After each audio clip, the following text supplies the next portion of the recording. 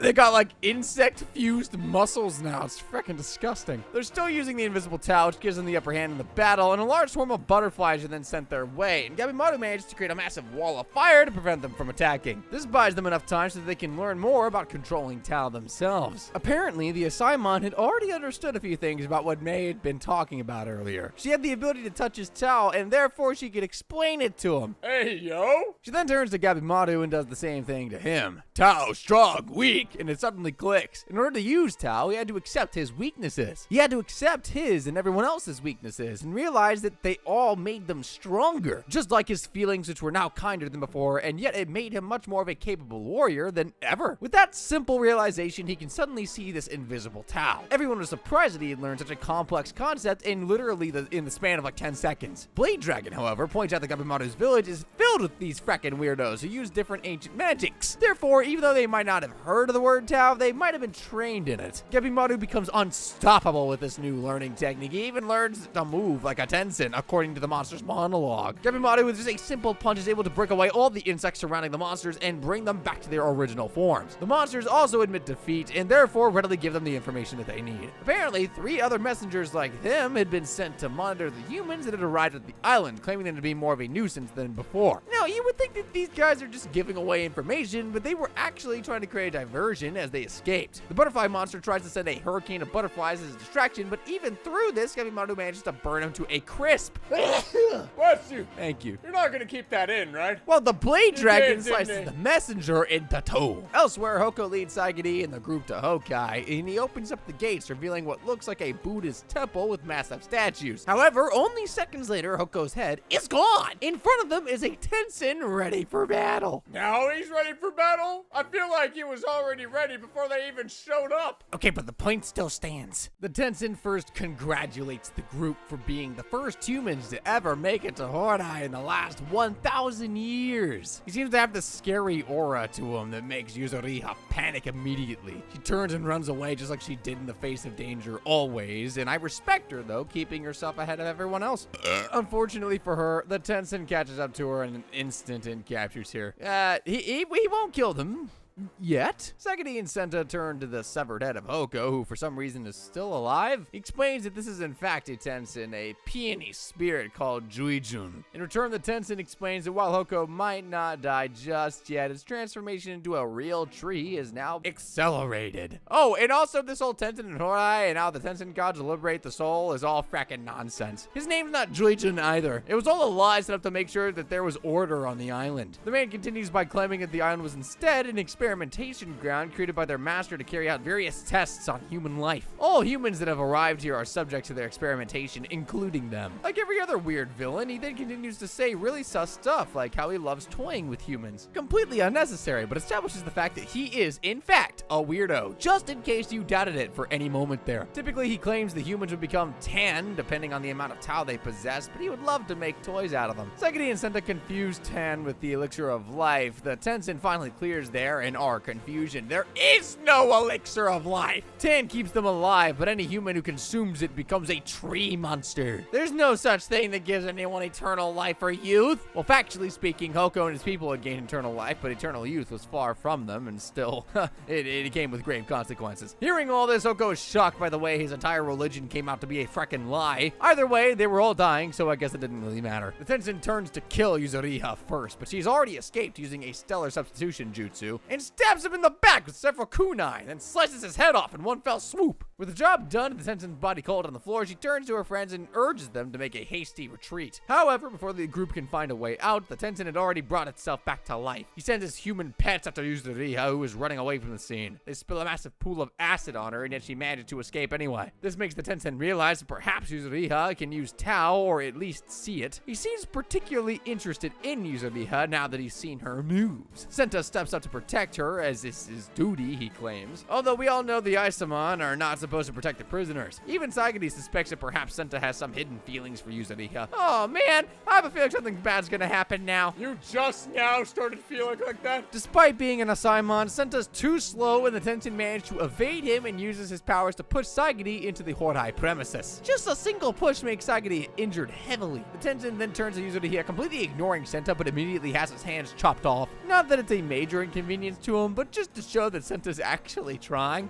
Realizing that the Tensen can actually be killed excites Yuzuriha, who plans to use everything in her power to torment it. This is a part of her ninjutsu, which allowed her to manipulate different kinds of liquids that she swallowed and secrete them like an animal or insect. That's disgusting. Currently, she had swallowed a bunch of poison, which she uses to create stings that burn through the Tensen, slicing them in half. Well, actually, the top half just evaporates away. Seconds later, the Tensen's back on their feet, and it realizes that even this ninjutsu had some Tao involved, but not enough to actually kill him. It is done toying with them now, however. It's time to get serious. It leads them to the Horai grounds, impressively evading attacks from both Senta and Yuzuriha, all the while it's still healing himself back up. Upon completely healing, it grabs Yuzuriha and slams Senta with her and throws her away as well. This monster's unstoppable. Sagadi, on the other hand, finally heals a little and turns to Hoko for advice. Anything at this point would be helpful since they have actually pretty much nothing to lose. Speaking of which, Yuzuriha and Senta are losing. Even after double teaming up, they just can't win. So they're relieved to see Sagadi show up, who appears to have gained some advice from Hoko. Apparently, Tensen have a weak spot called Tandem in their body. Tandem is through where the Tao is transferred to and from the body, which means that if it was destroyed, the Tensen could probably be killed. Sagadi was here with that motive, and the Tensen allows her to go ahead with the move,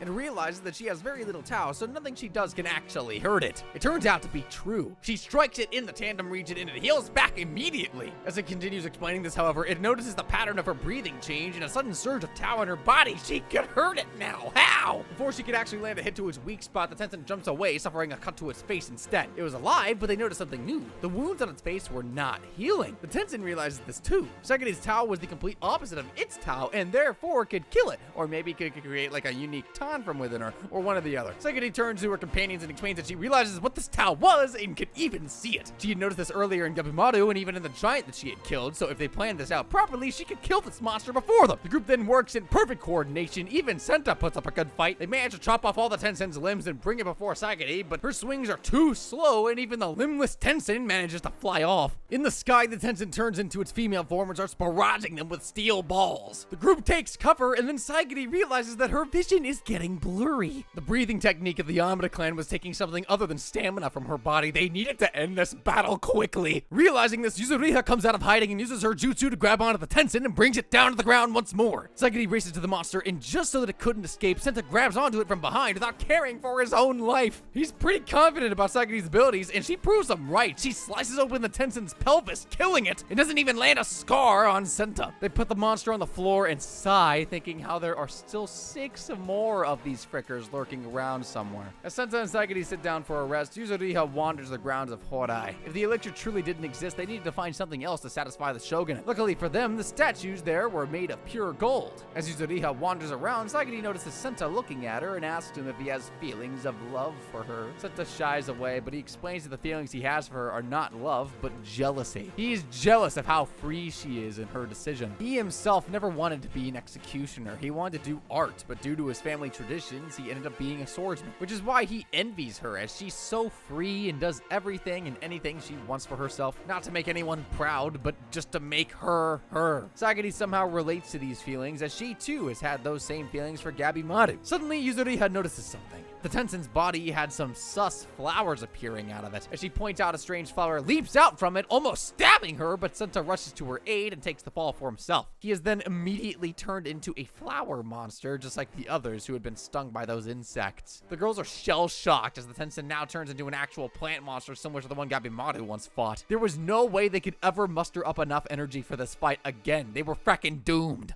A series of vines comes to attack them once and for all, but suddenly someone chops them all off. It's that old guy again. Shion, the blind Asaemon, and Nudagai had arrived just in time to save Sagiri and Yuzuriha. They have a lot more strength remaining and take over the battle for them. Shion orders Yuzuriha and Sagiri to uproot the flowers from Senta's face as fast as they can. He suspects that while this might not save Senta, it might actually slow the transformation, which might save him for a little while longer. Yeah, sure, make the fricker suffer more. I love that idea. As the others go on helping out Senta, Shion turns towards the flower demon enemy before him. We all know from the previous episodes that Shion is the kind of Chad when it comes to sensing aura from people. Does not falter in doing said thing. It turns out that all this time he had been sensing Tao to practice his swordsmanship, which makes him a great challenger to the monster before him. Nudagai takes them away to a safer distance as her acclaimed master battles it out with a plant monster. They uproot the flowers from Senta's face, but it doesn't look like he's going to make it. Second, he turns to Hoko for answers, but the tree monster is lost in his thoughts. He's no idea how to help someone who's turning into a plant. Yuzuriha approaches the main body of Senta and decides to give him one of her healing potions. It's actually a really rare commodity, but she believes that it might actually help him make it through, and therefore gives him a vial of the potion. Back in the battlefield, Shion is trying his level best to defeat the monster, but even after attacking it multiple times with what looks like blows it would kill a man, the Tensen monster is still alive. It even manages to try and attack the other group, and they're forced to run away outside of Horai. After dealing several blows to the monster, Shion himself has several scratches all over his body, and even from these scratches, flowers start blooming. He uproots these flowers as soon as they arise, but in doing so, he's actually hurting himself. It almost looks like it's impossible to defeat the monster in its final form. But Shion, however, is not one to give up this hope so easily. He might not have hoped to die so soon, but if that's what it takes to move further, then he is ready! Nudagai is frustrated and wants to go and help her master out. She asks her newfound accomplices to help her, and Sagiri agrees, but Yuzuriha explains that she's too tired to do anything and will only be a hindrance. Nudagai hugs her, explaining how this might give her the energy to go and fight, but for Yuzuriha, nothing seems to happen. When she hugs Sagiri, though, the Asaemon can feel a surge of energy being transferred between the two. Perhaps this is one of those ways in which Tao can be generated we never knew. And we will never know, perhaps. By the time the two girls head back into the battlefield, however, it's already getting dark outside. Shion has been tirelessly battling against the Flower Tensen monster with a little luck. It almost seems like it's invincible, which we've seen that numerous times. Regardless, he keeps trying though, and the two girls arrive to his aid, but he's concerned that he might get scratched and develop weird killing flowers all over their bodies. However, to remedy this, the girls had covered their bodies in a secretion that Yuzuriha had provided. They were planning to create enough diversion for Shion so that he could deliver the final blow. So the two girls excellently maneuver themselves to the rear of the monster while Shion attacks it from the front. Sagiri even tells him that the weaknesses of the monster lies in the tandem. The only issue is that now that the monster had transformed into an actual flower, it had two bodies and therefore two different tandems. The battle continues as the group tries to create an opening to strike the monster down, and from afar, Yuzuriha notices that the group were finally starting to overpower the fricker, and it was taking longer and longer to heal itself back up. Sagiri also feels that perhaps they can finally beat the monster once and for all, but she suddenly starts spitting blood out, and her vision starts getting blurry. Using Tao was definitely something she hadn't learned properly yet, and even Shion realized that he can't keep up with this for long. Eventually, both him and his friends would die of exhaustion or wounds. What's worse is the flower monster starts spitting out lasers! The frick? Shion generally considered himself a really calm guy who took all of his decisions based on proper counseling and none based on his emotions, and yet today he was feeling a really strong emotion, and this emotion was hate and revenge. Is revenge an emotion? Revenge for the death of his student. He would no longer let anyone die in his presence, so he decides to use his special move. What special move, you ask? Come on, guys, there's always a special move now! And excellently maneuvering his way through the death vines of the plants, he finds himself at the center of the flower monster right next to its human body. Sagiri and Nudagai pin the monster down, making it immovable for the very moment that they are doing that. Now, before Shion is a choice. Which one is the actual tandem? Usually it'd be located near the stomach, but he cannot sense any flow of Tao coming from that region. He's confused and it's delaying the whole battle, and any moment now the monster might get free from them. Just then he hears a voice. It's Senta! Senta, being a nerd from the very beginning, knows that since this is a flower, even though it's actually a monster, the heart or tandem must be at the ovule. Since all plants have their special organs there, so Shion quickly turns to the ovule of the massive flower monster, and as Senta had explained, it is filled with the face of the Tensen. The what? Perhaps this was where the tandem was, so Shion strikes right there, and finally the monster dies! Surprisingly so, that Tensen seems relieved that it had finally died. As it perishes, it thanks them for freeing it from its 1,000-year-long misery. With the monster finally dead, all of their attention turns to Senta, who looks like he's not going to make it despite having that potion from earlier. Second, he turns to Yuzuriha and asks for her to give him another potion so that he might survive, but Yuzuriha has already realized that Senta's not going to make it another day. She explains that it would be a waste to spare another potion on him, and she'd rather give it to Shion instead, who's also heavily injured. Sagiri is sad saddened by the state of her colleague, but Yuzuriha explains that this is the way of life and perhaps it's time for them to finally allow Senta to end his life in peace. If this is what you call peace. She calmly places the injured Senta to the ground and cradles him with love. She tells him that at his very end, he no longer needs to hold on to any expectations that anyone has of him. He no longer has to lie to himself and can think of anything he wants. It's actually pretty sad. Later, outside the temple, they bury Senta, and Sagiri pledges that she will not let anyone die anymore, be it a Saimon or prisoner. Speaking of which, they all decide that they no longer hold a prisoner and captor relationship and will work together to escape the island. They all go inside the temple next and manages to find a change of clothes. Sagiri is adamant that she does not want to rest, but Shion warns her that she must rest her body. He tells her that she also must be wary about using Tao since it doesn't use stamina like any other technique. It's also a very great technique, but it consumes the soul, and therefore it's very, very risky, as any technique that uses soul power would be. Their conversation turns towards the prisoners, and Yuzuriha explains that Gabimaru might actually not even have a wife. She explains that for a ninja, there is never a way out, and therefore allowing someone as young as Gabimaru to marry is not something she would see a ninja village chief do ever. There might be a trick or some kind of magic manipulating Gabimaru to believe that he has a wife so that he may continuously serve the village. Sagiri gets a little defensive, which makes Shion suspect that she might have feelings for Gabimaru. Sagiri, however, quickly turns it away and explains that she is fascinated by Gabimaru and feels his story to be really sad. For someone to be such a vicious killer and yet such a gentle soul is very tragic. And then again, if his whole motivation to become good is also fake, that's even sadder. Speaking of Gabimaru, he wakes up in a cave with his companions, but somehow, for some reason, he doesn't recognize any of them. He has a vague memory of his village, but he has no idea how he got to this place before him or the people around him. Like a true ninja, though, he pretends to know everything going on around him anyway. Everyone thinks he's okay, but Mei, who can see the flow of Tao in a person's body, realizes that he is missing Tao from the upper half of his head. Gabimaru had just lost his memories having used a lot of Tao earlier.